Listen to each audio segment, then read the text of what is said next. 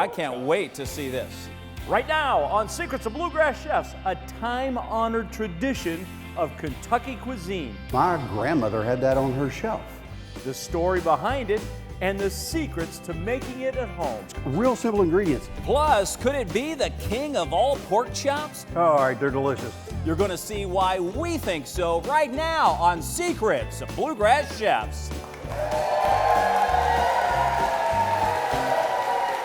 Hi, everybody, and welcome to Secrets of Bluegrass Chefs. Kevin Harned with you, along with my broadcast partner, Tim Laird. We're here at Paristown at our home base. This is Kitchen Theater. And Kevin, it's a great time to be in Kitchen Theater because this time we're cooking with the home team. The head chef from the cafe right here at Paristown is joining us, and he's ready to reveal some tasty secrets. A lot of folks know the cafe for its bountiful brunches and delectable desserts, but tonight we're doing dinner with a bourbon-inspired pork chop, plus the secrets to a staple of Kentucky cuisine that dates back more than 100 years. It's time to get cooking, so let's meet today's guest. He's been cooking so long, people say he's well done. Say hello to Chef Ray Watkins from the cafe. I am well done. Well done. Good job. Good job. Good to see you. Nice to be here. Nice to be here. Well done, well done. I suppose you've heard that many times over your career. Done well. Yeah, I've heard it a couple of times. Not first time today, actually, but well, we appreciate you letting us come into your space. This is sort of where you live, work, and play, probably, because you're here all the time. I know. Yes, this is my house. This is where I do my work all the time. Paristown and the cafe. It's a wonderful place to be. Well, what are we going to start with? This looks fun. Yeah. Well, hey, this is. Let's start with a little history lesson, okay? You know, Louisville is known for all kinds of things. You know, we got the Derby, we got all this kind of wonderful stuff. Fried chicken, absolutely. Yeah, the bats, Muhammad Ali. We've got all these wonderful things. About 1898, a lady by the name of Jeannie Carter Benedict opened a little kitchen, tea room, and restaurant right here in town in 1900. And about 1902, she published her first cookbook. And one of the things that's really cool about that cookbook, it's called the Blue Ribbon Cookbook. Some of you may have it at home. My grandmother had that on her shelf. It's still in publication. If you go buy that book today, you'd see this recipe for Benedictine. Real simple ingredients. That is probably a little bit more than I'm going to use today, but that is cream cheese and then cucumbers, a little bit of onion, okay, and then just a few seasonings, and then one little magic ingredient we'll get to at the very end. That I can't believe it's actually in there, but it is. It's in the original recipe. So we're going to start things off today with some cream cheese, okay? Just a little. Just a little cream cheese. And this recipe is forgiving, right? I mean, you don't really have to measure exactly. Exactly. Precise recipes are not near as much fun as getting out there and playing with your food. Right. Yeah. And if you're doing this at home, that's what we need to do. And the things that I'm showing you today, you can make your own take on this.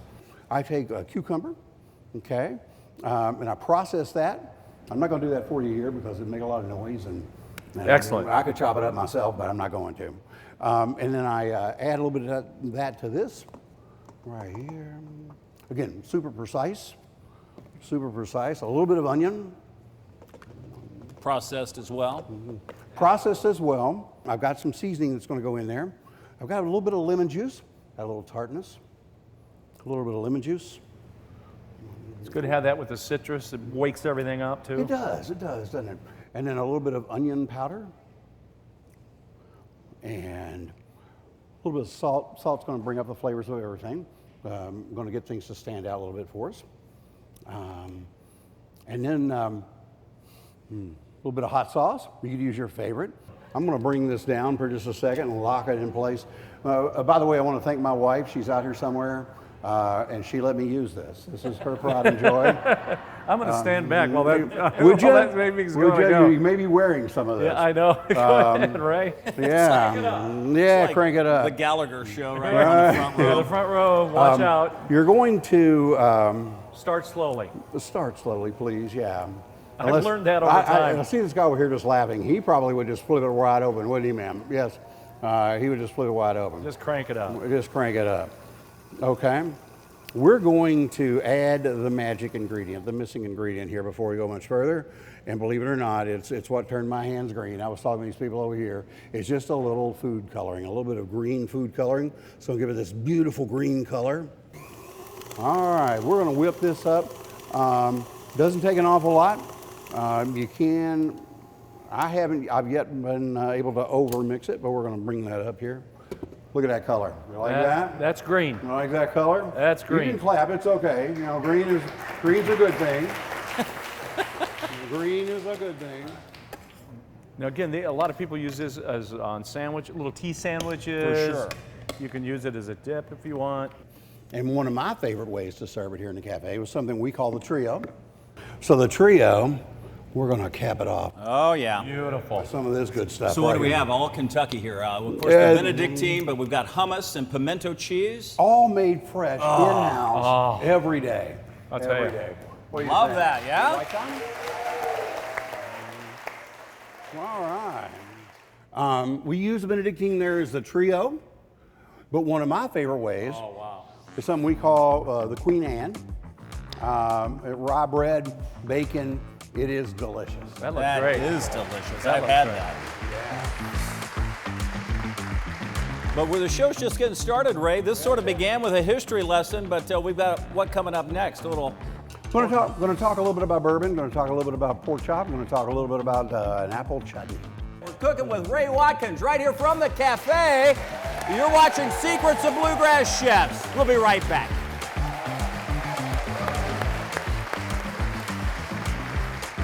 Very nice. Hi everybody, Kellen Harned back with you at the PNC Bank tasting table. We've made our way over here with not only the Benedictine, but we have the whole tray here, the trio as they call it, the hummus and the pimento cheese. I'm here with Allison Samblene. It's nice to see you. Nice to see you, Kevin. Well, you are the lucky one chosen to take the taste of the Benedictine. Have you had it before, by the way? I have had it before. Well, you must be from Kentucky. I am. Okay, yeah, well, see, that's the telltale, especially now that we've learned the history lesson behind it. Hard to believe it goes all the way back to the late 1800s, though. I agree, yes. Yeah, well, here we have a chance to take a taste. We were talking in the commercial about Derby time, and when that happens, you get the little sandwiches. So you're putting it on a little pita bread. Let's see how I mean, it's fairly simple, frankly. We've got cream cheese. We put in the onion. We put in the seasonings, and, of course, the important ingredient, no, not the food coloring, but the cucumber. How does it taste? Very good, very good. I like the crunch of the onion as well as the cucumber. Very creamy. The cucumber just adds a freshness, though, that it kind of reminds me of summertime, something you'd eat in the summer. Yeah, it reminds me a little bit of Grandma, I think. Absolutely. Yeah, absolutely. Well, you know, you mentioned the crunch of the onion. That was a sort of a change that Ray made because they were used to using the onion juice, but he said he preferred to have that crunch. I agree. I like it with this crunch of the onion. All right, well, perfect. We'll take you back here. Enjoy the rest of the show. We're cooking pork chops with a little Uncle Boogie's. What's that mean? Well, you'll have to stick around and find out when we come back on Secrets of Bluegrass Chefs.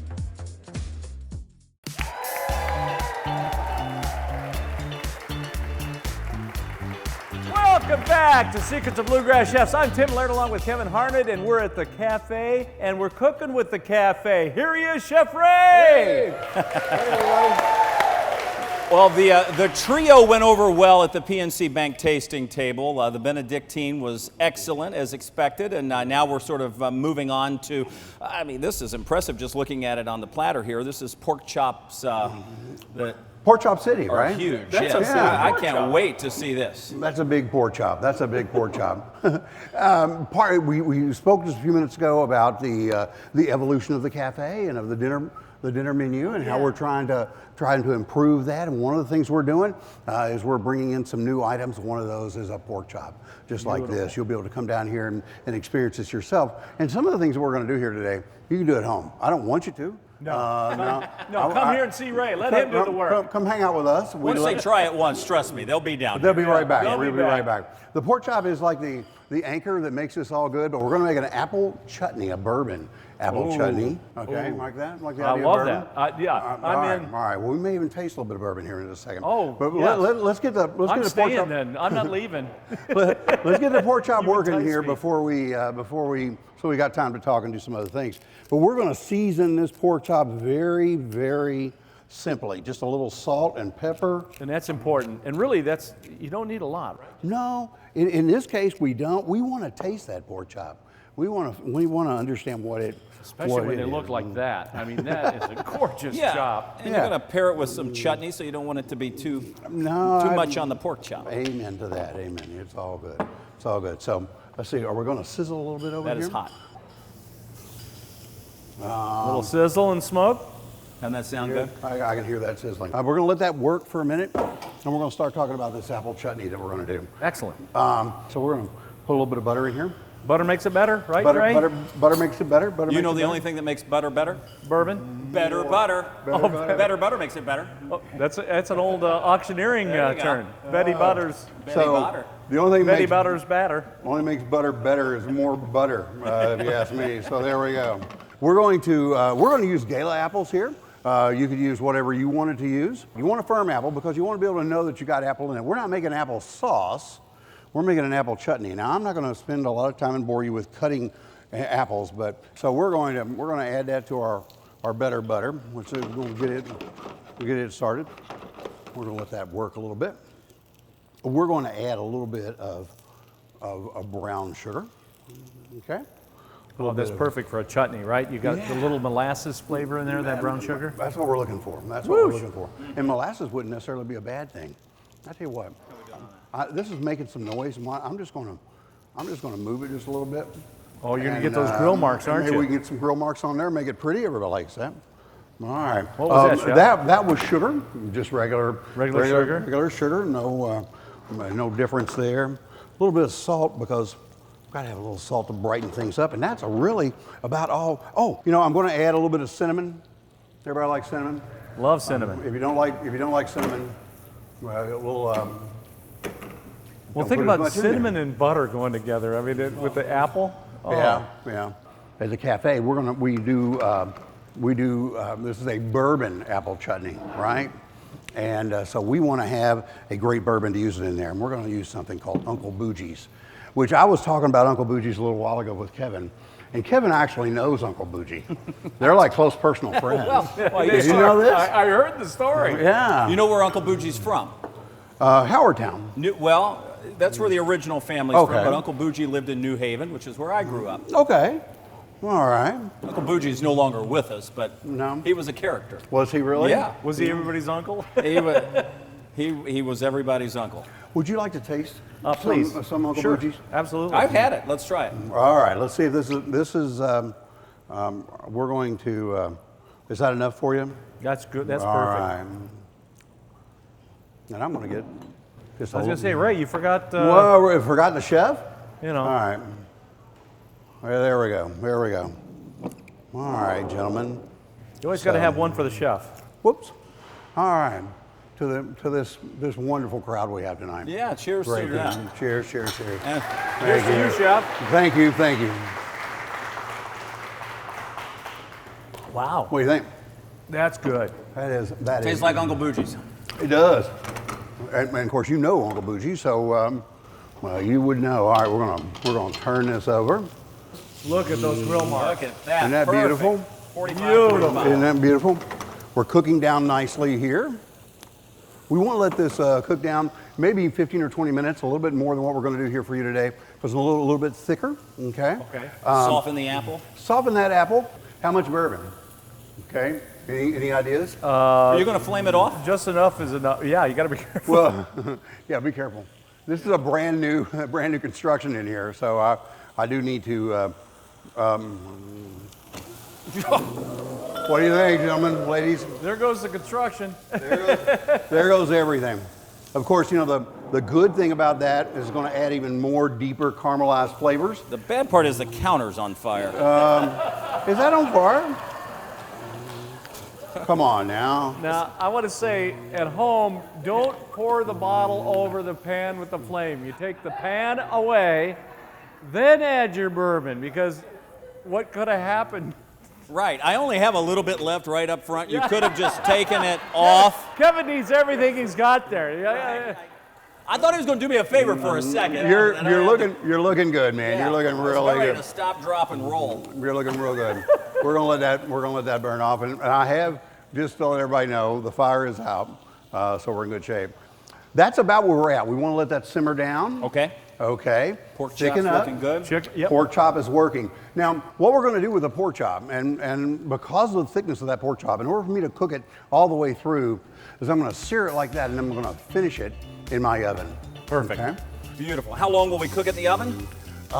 This pork chop probably about another 10 to 15 minutes. We're Okay. gonna have to take that in the oven. Now we're running our ovens at 350 degrees back there. You can go a little bit higher and a little bit shorter when there's time. But getting that sear on the outside is what's going to keep all that delicious flavor on the inside. We will put this in the oven. When we come back, we're going to plate up this unbelievable pork chop with some Uncle Boogie's apple chutney on top. Stay with us. You're watching Secrets of Bluegrass Chefs.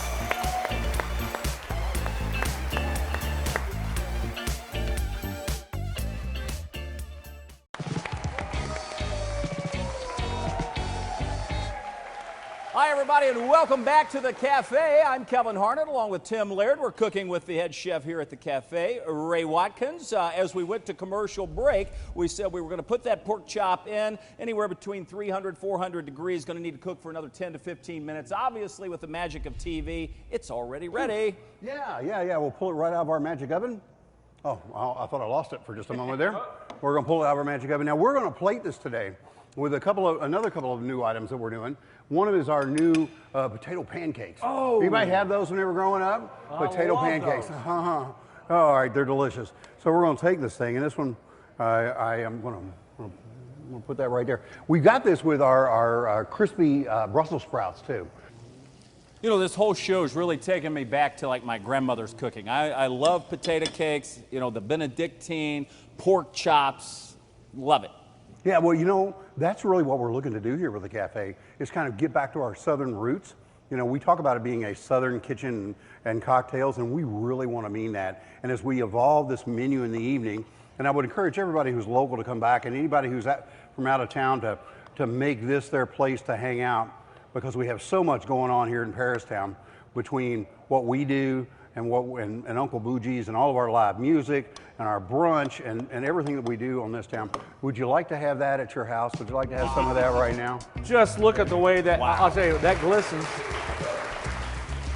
Ray, that looks fabulous. You know that shine? That's that butter, isn't it? Oh, that looks so good. I'll tell you what, that is amazing. Who's hungry? You hungry? Oh! Let's bring it out, y'all. All right, we'll bring it on out as we say goodbye. Let us say thank you to Ray Watkins. Ray, for folks that are looking for you, tell people how to get to Paristown. Some people don't even know where we are. It's right off of Broadway, the east end of Broadway and Brent Street. We're in two big old buildings that relate back to the 1880s. A lot of the locals know about Louisville Stoneware, and we are in the same building with Louisville Stoneware. We've got lots of free parking.